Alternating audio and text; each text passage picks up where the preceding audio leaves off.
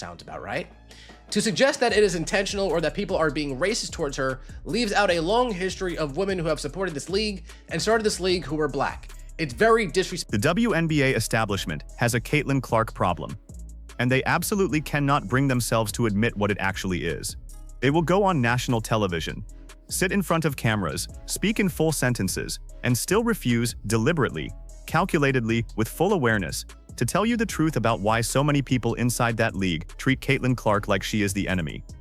They will deflect, they will redirect, they will accuse you of racism for even asking the question, and then they will walk off the set without ever answering it. That is the game. That has always been the game.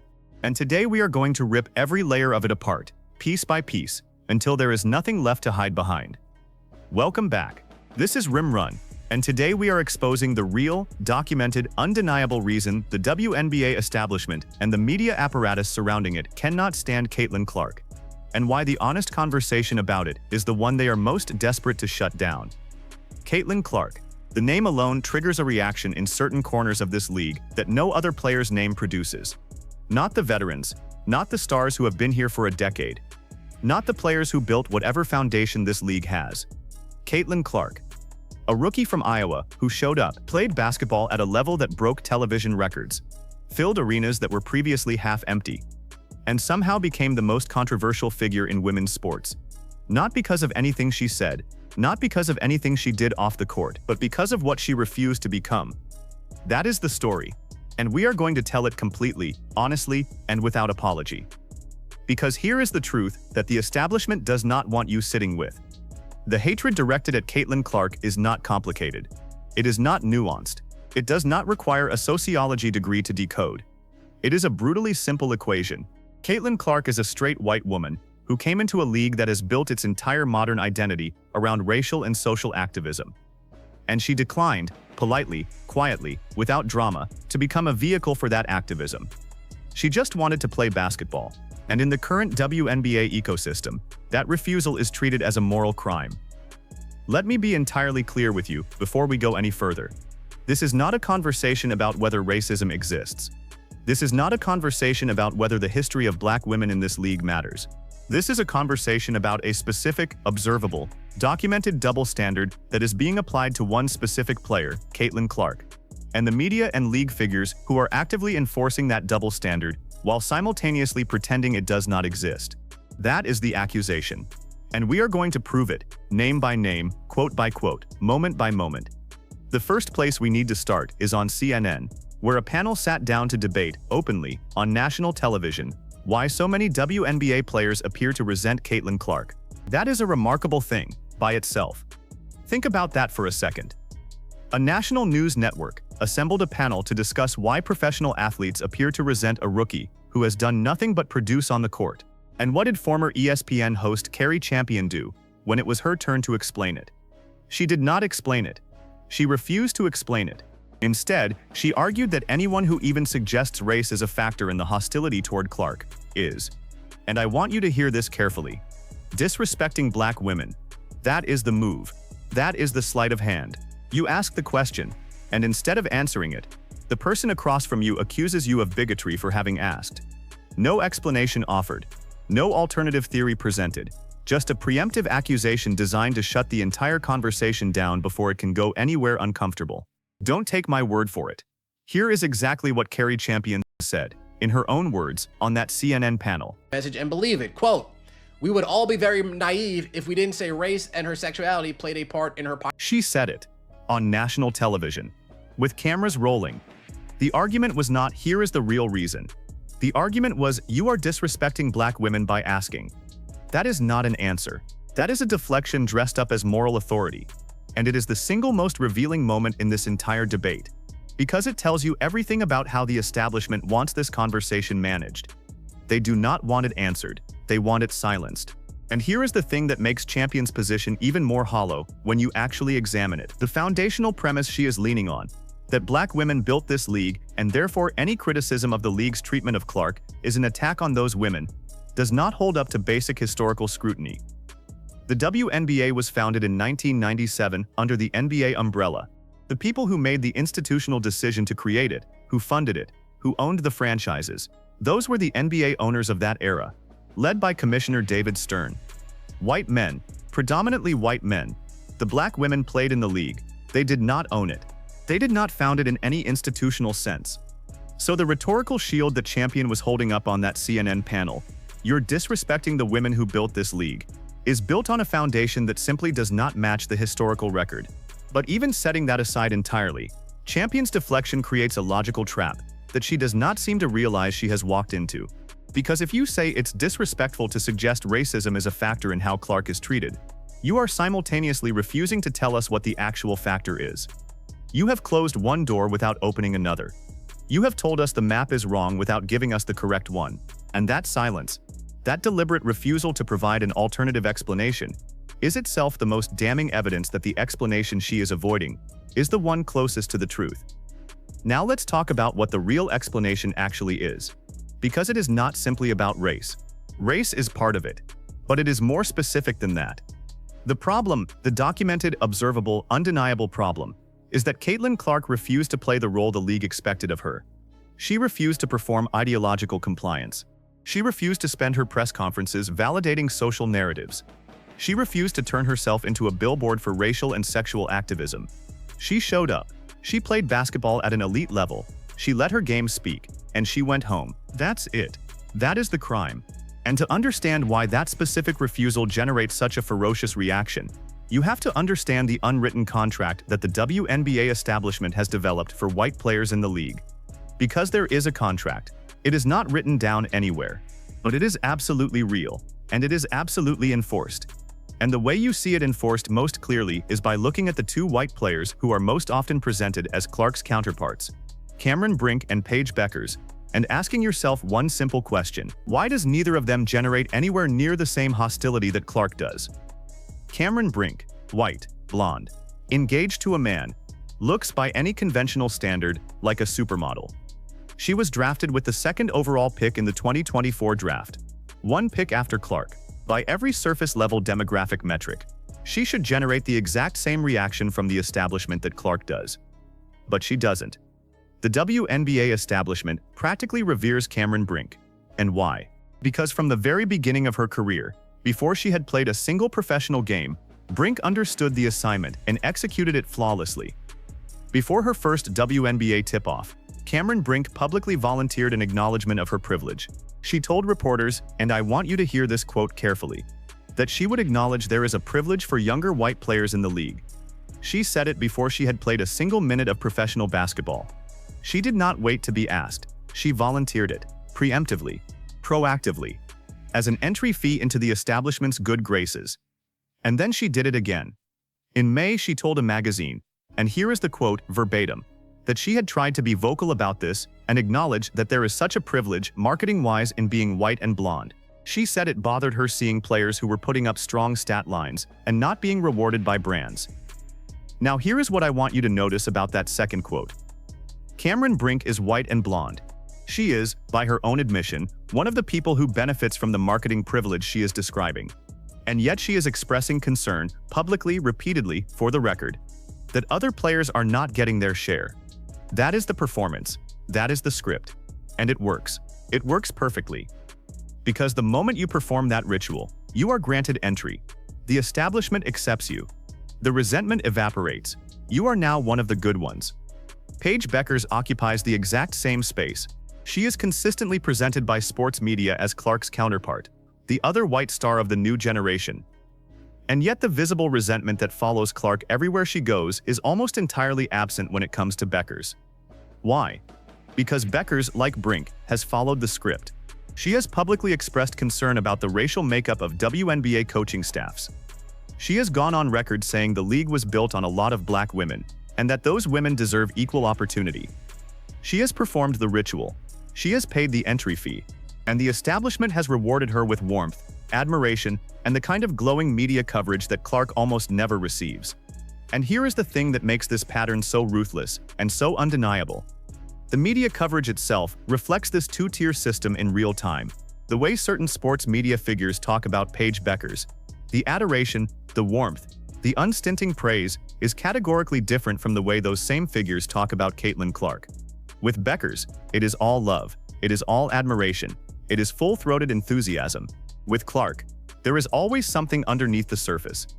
There is always a jab embedded in the compliment. There is always a qualification, a caveat, a needle hidden in the sentence, always. The pattern is too consistent to be accidental. This is the conversation TV refuses to have openly. The WNBA media ecosystem has constructed a two-tier acceptance system for white players, and Caitlin Clark is the only major white player who has refused to participate in it. And that refusal, quiet, undramatic, unannounced, is treated as the most provocative act in the league. Now I want to take you deeper into the ideological machinery that makes this system operate, because it does not run on personal prejudice alone. It runs on a specific intellectual framework that was formalized in 2020 and has since been absorbed into the culture of the league, so completely that most people inside it no longer even recognize it as a framework. They just experience it as common sense. In 2020, a wave of anti-racism literature and commentary argued, and this is the critical distinction, that there was a fundamental difference between being not racist and being anti-racist. Authors and commentators who rose to prominence during that period argued that simply refraining from racist behavior was no longer sufficient. It was no longer enough to just not be racist. You had to actively prove you were fighting against racism. You had to perform your opposition to racism in visible, public, ongoing ways. And the implication for white people specifically was explicit. Until you had performed that proof, you could be presumed to carry racial bias. You were guilty until proven innocent, presumed biased until you demonstrated otherwise. A media figure named Bomani Jones articulated this mindset in 2023, suggesting that white people could be presumed racially biased until they had proven otherwise. Let that sink in for a second.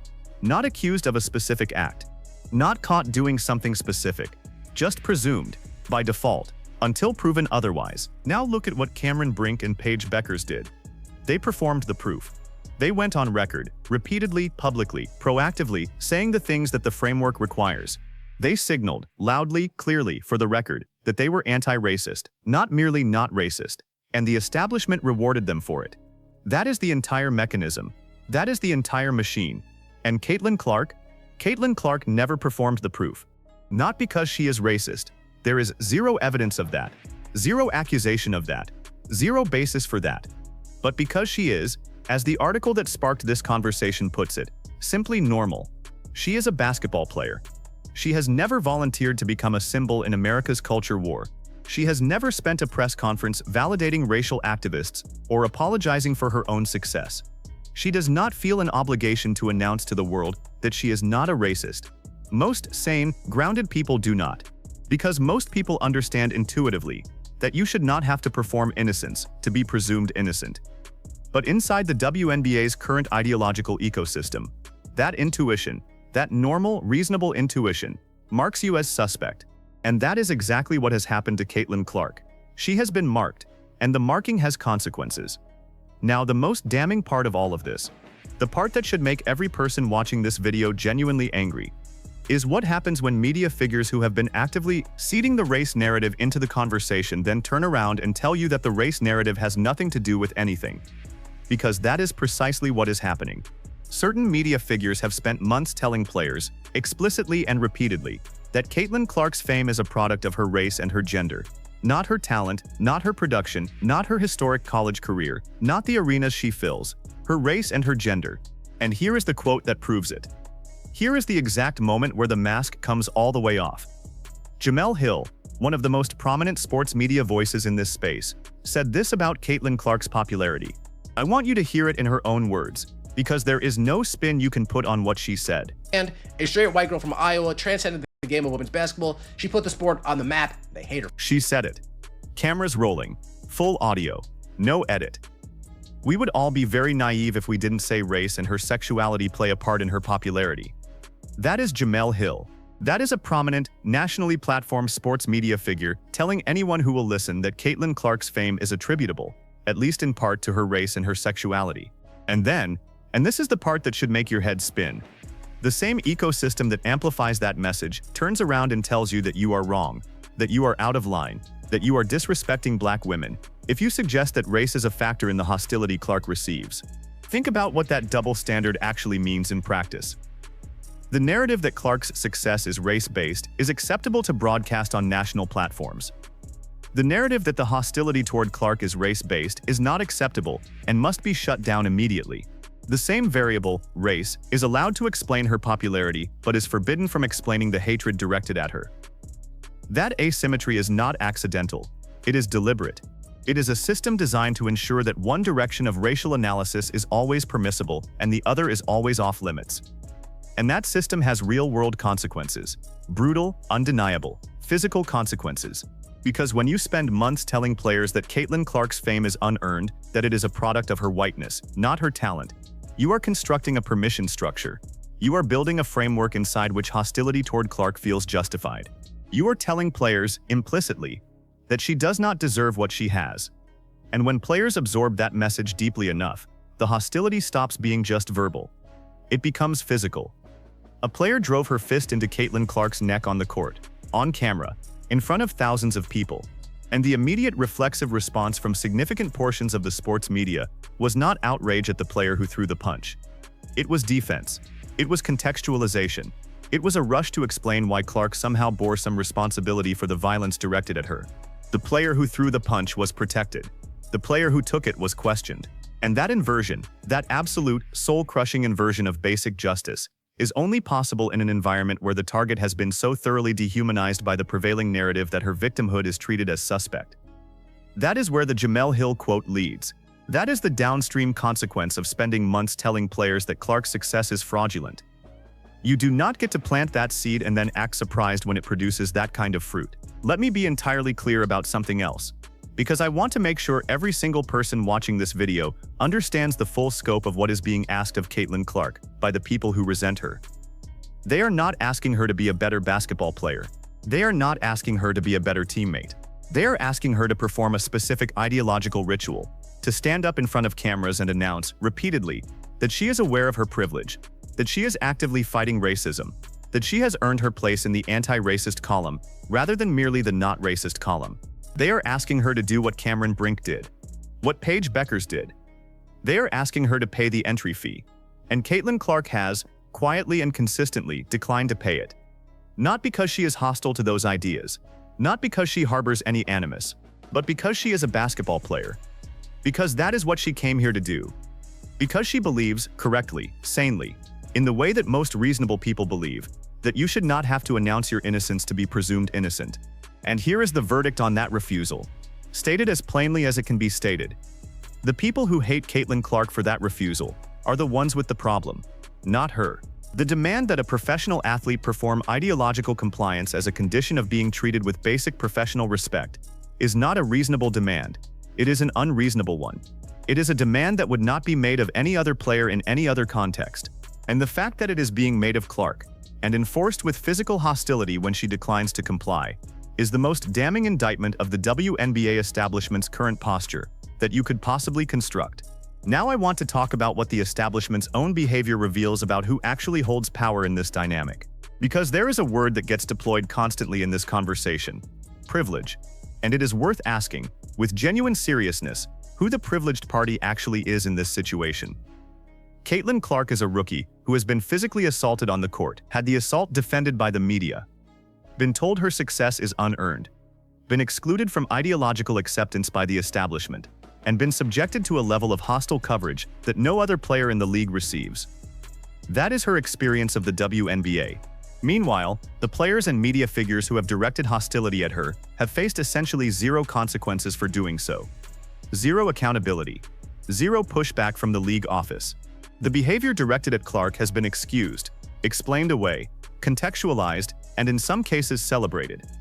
And the people doing the excusing have the audacity to describe themselves as the powerless party in this dynamic. That is the part of the story the press release skipped.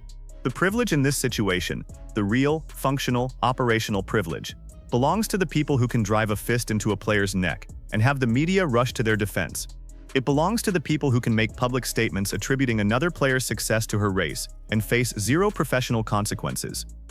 It belongs to the people who can enforce an ideological compliance test on their colleagues and have the establishment back them up. That is privilege.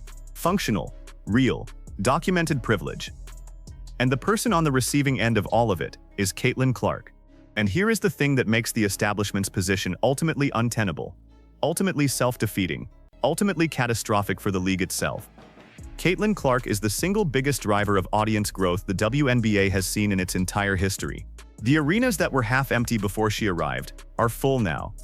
The television ratings that were a rounding error before she arrived are meaningful now. The conversation about women's basketball that was happening in a very small room before she arrived is happening in a very large room now. She did that. Not the activism, not the ideological performances, not the compliance rituals. Caitlin Clark, playing basketball, refusing to be anything other than a basketball player, did that.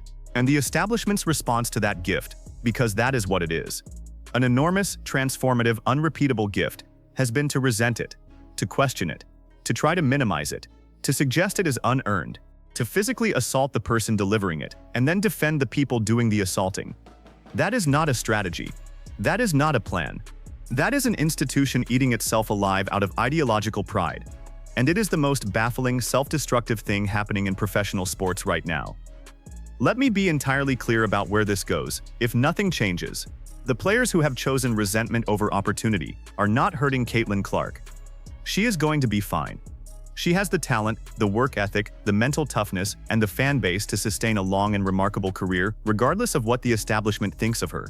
The people who are being hurt by this dynamic are the players who chose to remain stuck in obscurity rather than ride the wave she created. The players who decided that ideological purity was more important than league growth. The players who will look back in 5 years at the moment women's basketball had its biggest cultural opportunity in history and realize they spent it throwing punches instead of making shots. And here is the final, undeniable truth about all of it. Caitlin Clark never asked to be a symbol. She never volunteered for this culture war. She never stood up in front of a microphone and declared herself the representative of anything except the Indiana Fever and the game of basketball. The culture war found her.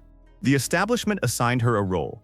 The wrong kind of white woman, the one who refused to perform, and then punished her for not playing it. And she has absorbed that punishment, game after game, press conference after press conference, with a composure that is genuinely remarkable given the circumstances. Right now, today, Caitlin Clark is on the court. She is playing basketball. She is doing the only thing she ever claimed to be here to do. And every single night she does it, she is making the argument more powerfully than any of us can make it with words. That talent, work, and production are enough. That you do not have to perform your innocence to deserve your success. That a basketball player can just be a basketball player. And if the game is good enough, the world will show up to watch. The WNBA establishment hates her for proving that. And that hatred, that undeniable, documented, physically expressed hatred, is the most honest thing they have ever shown us about who they actually are. And here is the clip that ties the entire knot shut. Because after everything we have just walked through, the deflection from the CNN panel, the compliance rituals from Brink and Beckers, the Jemele Hill quote seeding the race narrative, there is one more moment from this conversation that I want you to hear. The article being discussed here draws the sharpest possible conclusion about where this all leads. And it does so without a single word of ambiguity. Here it is, verbatim, from the source material. A straight white girl from Iowa transformed the game of women's basketball. She put the sport on the map. They hate her for it.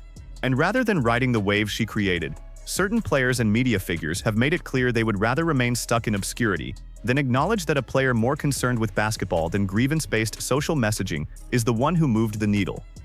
That is the verdict, not mine. The verdict written by the evidence itself.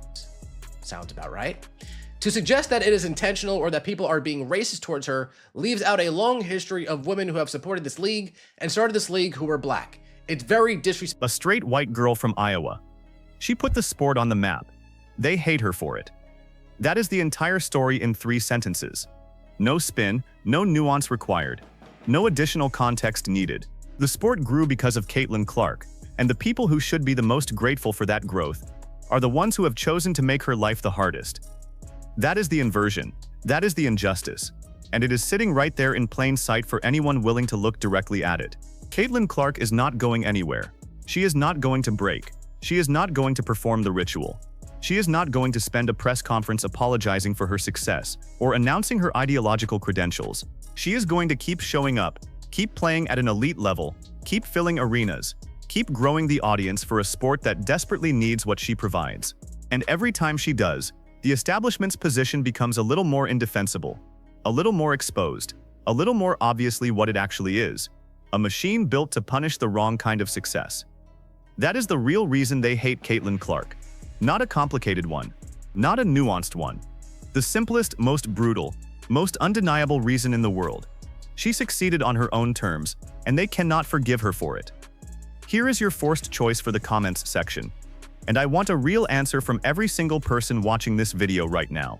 Do you believe that Cameron Brink and Paige Beckers are treated differently from Caitlin Clark because they are genuinely more likable?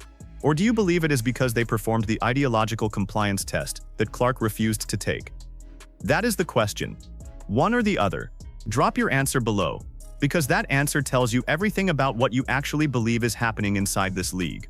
If this video said something that the rest of sports media will not, hit that like button right now, because that is the only signal that tells us to keep making videos the establishment does not want made. Subscribe to Rum Run and make sure that notification bell is on, because the next time the WNBA tries to bury a story this important, you are going to want to be the first one in the room when we tear it open. We will see you in the next one. Message and believe it. Quote, "We would all be very naive if we didn't say race and her sexuality played a part in her and a straight white girl from Iowa transcended the game of women's basketball. She put the sport on the map. They hate her